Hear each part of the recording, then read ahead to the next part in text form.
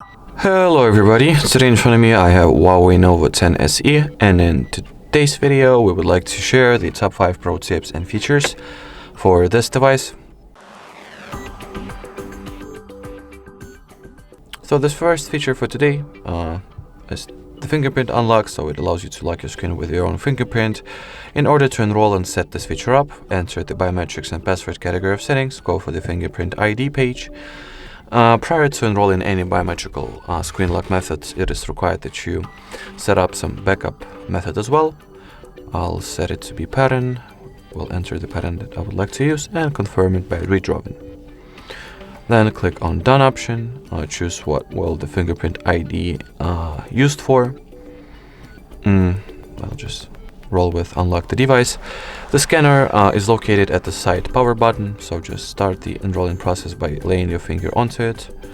Make sure to slightly rotate the finger each time you lay it onto the sensor in order to make sure that the entire surface of it is getting correctly scanned. Now I'll just simply enroll the edges.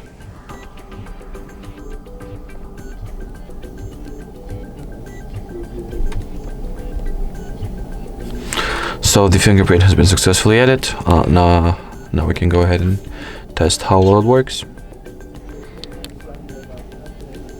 Just fine, I would assume. The screen gets unlocked without any issues at all. Any other fingerprint, well, does not work, obviously. So, works just fine. Moving on to the second feature for this video, that is located at the display and brightness category. It is called the screen refresh rate. Two values to choose from, 60 and 90 Hz. 60 Hz will save you battery life, while 90 Hz will provide you with smoother and silkier and crispier visuals and overall display experience, should I say, while draining a little bit more power. If you do not want to switch between those two values manually, just set it to be dynamic, and the system will automatically switch between 60 and 90 Hz as per the display refresh rate in accordance with what value fits the current situation the best. The next feature or option that we wanted to show you guys is also located at the display and brightness category. Just expand it by going to more display settings page. It basically allows you to change the cutout over here, so you can either hide it like so or make it custom for each app and make it this visible. So the cutout for selfie camera will be, well, very apparent, but at the same time you'll get the white status bar color, probably. That's about it. So moving on to the next option that is located at the home screen and wallpaper category. It is called the AOD, or always on display. So in order to enable it, just switch this toggle on.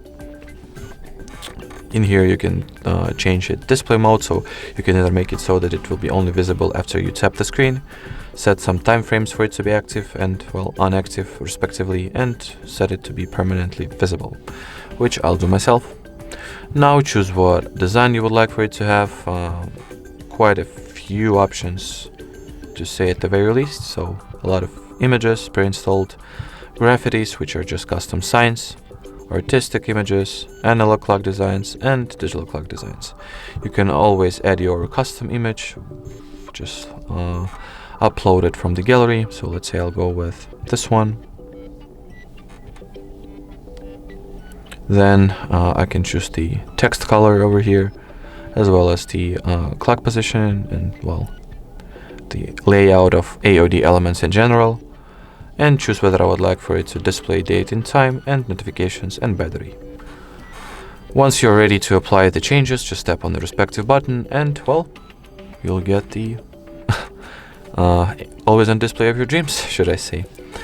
Alrighty, so the fifth and final option for this video that we were looking to highlight is the smallest one. It is located at the battery category of settings. As you can see right now, in order for me to exactly know how much battery I have, I gotta open the battery category of settings, which is kind of tedious.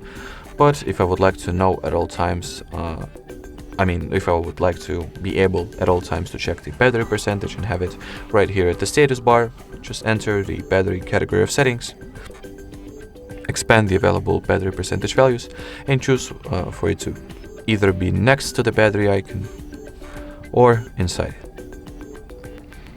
Alrighty, so that would be pretty much it for this video, guys. Thank you so much for watching. Thank you so much for your attention. If you have any questions left, do not hesitate to leave them in the comment section below. And bye-bye.